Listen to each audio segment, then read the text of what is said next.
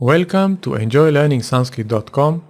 I am Yuval Eliav, and this is the third video on how to use the Sanskrit Alphabet Tutor at the enjoylearningsanskrit.com website. In the previous videos, we have seen that there are a few ways to listen to the sounds of the letters. One is to click the blue play button, which is above the top right corner of the green board, and this is especially good for learning the sequence of the letters. Then we could also click on the settings button and turn on the play audio on mouse hover function, and once this is on, the sound will be played when we hover above a letter for a little less than 1 second. Pa, pa, ba, bha. We have also seen that clicking any letter will open a letter-specific display, where we can still navigate between the letters, as well as learn more about any letter using the buttons or links on the top right area of the left part of the display. We saw that we can view the letter in various fonts, get information regarding pronunciation and properties of the letter, but more importantly, see the animation of how the letter is written. In the previous video, we explored this feature in details, and we saw that not only we can see a complete animation, or see it line by line, or play it continuously, but we can also use this window as a writing board for practicing writing the letters. These features that we just summarized are the most important features of the Sanskrit Alphabet Tutor, or we should say the most important for starting to learn the alphabet right away. The remaining features that we will cover today are also important, but they become more significant as we advance in our studies, because they have to do more with the qualities or properties of the letters, of the sounds of Sanskrit. Of course, some of us may find them useful already from the beginning, but as we said, they are more significant as we advance and learn more. As we mentioned, we have already seen that when we click on a letter-specific display opens, and there we can find a button that says Properties, and if we click this button, we get a small window in which the properties and categories of the letter are listed. This is good, but what is missing here are the properties of the letters in the context of the whole alphabet. For that, we have to go back to the main display, and there, again, click the Settings button.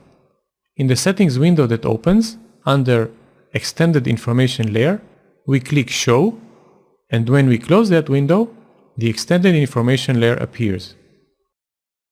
Now we can see that surrounding the chart of letters are buttons listing categories of letters. Some categories like vowels and consonants are familiar from the English language, but some are more specific to Sanskrit and other Indian languages. The important feature here is that when we click on a category button, it highlights all the letters that are in that category. Like this, we get a holistic view of the letters' categories. When we say a letter here, we primarily mean the sound of the letter, and not the name or the shape of the letter. So let's explore the categories of the letters, starting from the top left button.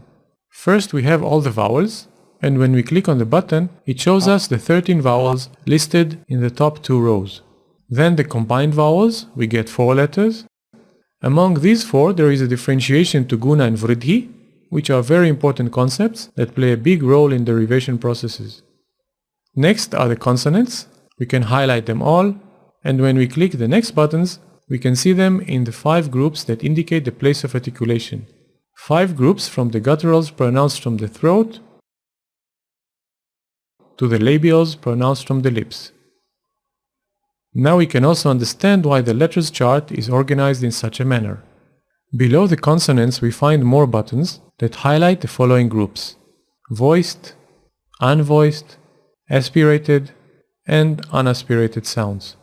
And on the top right area of the board, we see more subcategories of the vowels: simple vowels, short and long simple vowels, and then all the long vowels, both simple and combined.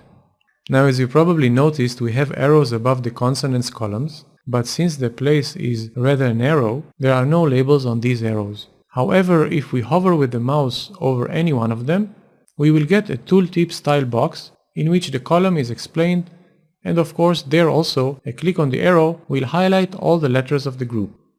So we have the sibilants, the semivowels, the nasals, and then the other columns. We can get this tooltype style box to appear not only above the arrows but also on the buttons of the categories and on all the individual letters as well. For that, again, we click on the Settings button, and in the Settings window, under Set Preview Mode on mouse hover, we click Details. And when we close the window once again, we will get information appear in a tooltype style box when we hover above anything on the board.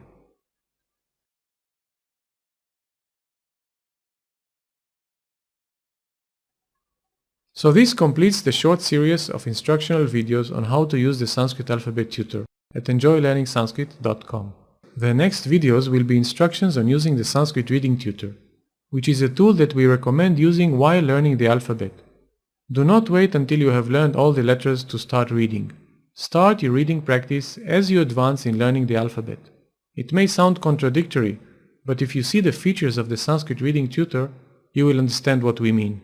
You can reach the Sanskrit Reading Tutor from the menu of enjoylearningsanskrit.com under Sanskrit Tools and Applications, right under the Sanskrit Alphabet Tutor. Please visit us from time to time to see what is new in our website and the YouTube channel of the same name. Thanks for watching, and again, we close by saying once more, enjoy learning Sanskrit.